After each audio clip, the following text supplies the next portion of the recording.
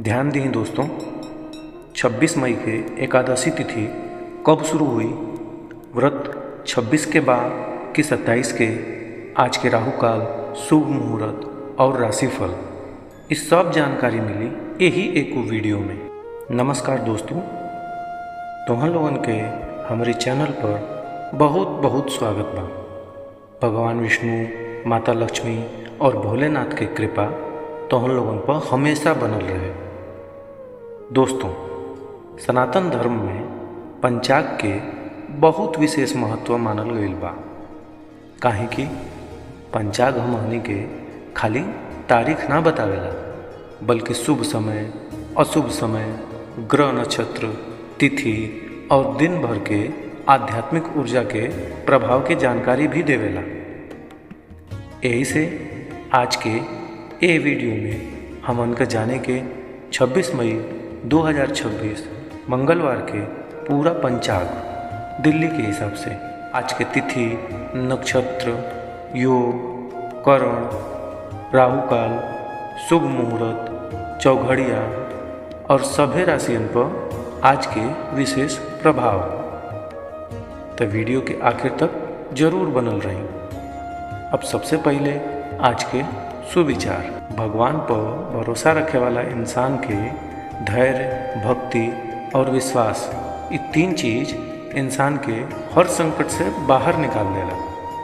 अगर ये सुविचार तो हम लोगन के दिल के छू गई होखे तो कमेंट में जय श्री हरि जरूर लिखिया। अब बात करें कि आज के पंचांग के। आज के महीना चल रहा बा अधिक ज्येष्ठ मास। ये महीना भगवान विष्णु के भक्ति, दान, पुण्य, जप, तप और साधना खातिर बहुत पुण्यदायी मानल जाला। आज भोर तक शुक्ल पक्ष के 10वीं तिथि रही और इस सुबह लगभग 5:10 के बाद एकादशी तिथि शुरू हो जाएगी। यहाँ तनी ध्यान दें दोस्तों, आज एकादशी तिथि के शुरुआत हो रहा बा।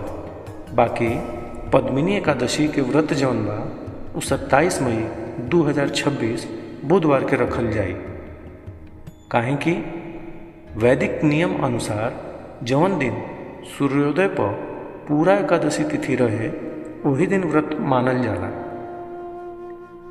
आज भगवान विष्णु के नाम जप, भजन कीर्तन और सात्विक जीवन पर विशेष ध्यान देवे के दिन बा। आज के वार बा मंगलवार। मंगलवार हनुमान जी और मंगल देव के समर्पित दिन मानल जाला। अगर संभव होके तो आज हनुमान चालीसा पाठ जरूर करी और श्री राम जय जय राम मंत्र के जाप जरूर करी। अब बात करें कि आज के नक्षत्र के। आज के नक्षत्र बा हस्त नक्षत्र। ये नक्षत्र बुद्धि, कौशल, व्यवहारिक सोच और नया काम में सफलता दिलाने वाला मानल जाला। आज के योग बा सिद्धि योग। सिद्धि योग बहुत शुभ योग मानल जाला। आज पूजा पाठ, नया योजना, निवेश और इस शुभ काम शुरू करे खातिर बढ़िया समय मानल जा सकेला।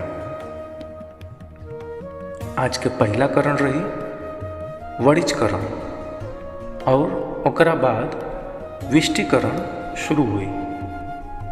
अब बात करें के सूर्योदय और सूर्यास्त के।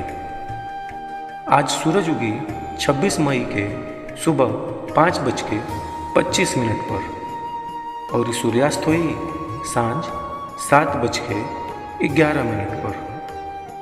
आज चंद्रोदय हुई दोपहर लगभग 2:31 पर।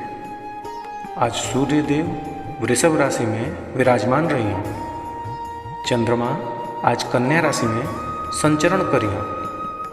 यह कारण आज लोगन के सोच व्यवहारिक रह सकेला और काम में बारीकी पर ध्यान बढ़ सकेला।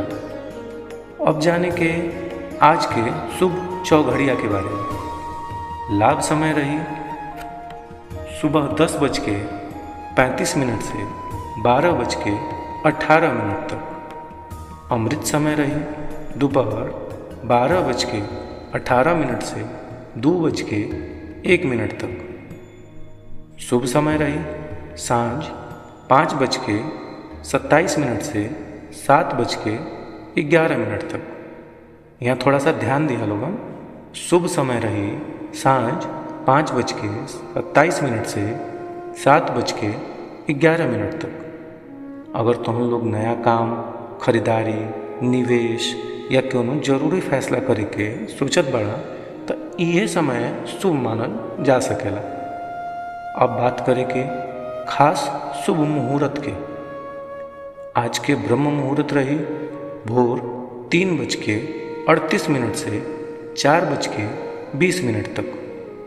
इस समय ध्यान, जप, पूजा पाठ और साधना खातिर सबसे उत्तम मानल जाला। ए समय में पढ़ाई कैला से ज़्यादा याद होला। आज के अभिजीत मुहूर्त रही दोपहर 11:52 से 12:41 तक। आज के विजय मुहूर्त रही दोपहर 2:18 से 3:0 तक। अब बात करें के राहु काल और अशुभ समय के। आज के राहु काल रही दोपहर 3:43 से सांझ 5:26 तक। ये समय नया और शुभ काम करे से बचे के चाहिए। गुलिक काल रही दोपहर 12:18 से 2:01 तक। और यमगंड काल रही सुबह 8:52 से 10:35 तक। अब जाने के सभी राशियों को 26 मई 2026 मंगलवार के विशेष प्रभाव। मेष राशि वाला लोग आज ऊर्जा से भरल महसूस कर सकेला। काम तेजी से आगे बढ़ सकेला, बाकी जल्दबाजी से नुकसान भी हो सकेला। वृषभ राशि वाला लोग खातिर आज आर्थिक फायदा के योग बनत बा। रुकल काम धीरे धीरे पूरा हो सकेला। परिवार से सहयोग मिली। मिथुन राशि वाला लोग के आज बातचीत सोच समझ के करे की जरूरत बा। गलतफहमी से तनाव बढ़ सकेला, धैर्य रखें। कर्क राशि वाला लोग खातिर आज मानसिक शांति बढ़ सकेला। घर परिवार के माहौल सुखद रह सकेला। माता पिता के आशीर्वाद से लाभ मिली। सिंह राशि वाला लोग आज मान सम्मान पा सकेला। कामकाज में नेतृत्व करे के मौका मिल सकेला। आत्मविश्वास मजबूत रही। कन्या राशि वाले लोग खातिर आज दिन काफ़ी बढ़िया रह सकेला। नया अवसर मिले के योग बा। मेहनत के परिणाम दिखाई दे सकेला। तुला राशि वाला लोग आज खर्चा पर नियंत्रण रखे की कोशिश करिया। भावना में आके फैसला मत ले लिया। वृश्चिक राशि वाला लोग आज पुरान रुकल काम पूरा हो सकेला। मित्र या साथी से सहयोग मिले के योग बनत बा। धनु राशि वाला लोग आज यात्रा, सीखल और नया योजना में सफलता पा सकेला। विद्यार्थियों खातिर दिन शुभ रह सकेला। मकर राशि वाला लोग खातिर आज अनुशासन बनौले रखले का काम बा। काम में मेहनत के अच्छा परिणाम मिल सकेला। कुंभ राशि वाला लोग के आज अचानक मदद मिल सकेला। रुकल काम में राहत महसूस होकेला। मीन राशि वाला लोग आज भगवान विष्णु के भक्ति में अधिक मन लगाए। मन के शांत रहे के संभावना बा और आध्यात्मिक ऊर्जा महसूस हो सकेला। अब एगो जरूरी सूचना। ये पंचांग वैदिक, ज्योतिषीय गणना और सामान्य मान्यता पर आधारित बा। हर आदमी के कुंडली, स्थान और ग्रह दशा अलग होला, यही से परिणामों अलग हो सकेला। एकरा के पूरा भविष्यवाणी या दावा न मानल जाए। कौनो जरूरी फैसला लेवे से पहले योग्य विशेषज्ञ के सलाह जरूर ले लेल जाए। तो दोस्तों, ई रहल 26 मई 2026 मंगलवार के पूरा पंचांग दिल्ली के हिसाब से। अगर वीडियो पसंद आई लोग है तो वीडियो के लाइक करें और चैनल के अपने परिवार अपने मित्रन के शेयर जरूर करें और कमेंट में जय श्री हरि जरूर लिखें। धन्यवाद। तो हम लोगों के दिन शुभ, मंगलमय और खुशियों से भरल रहे।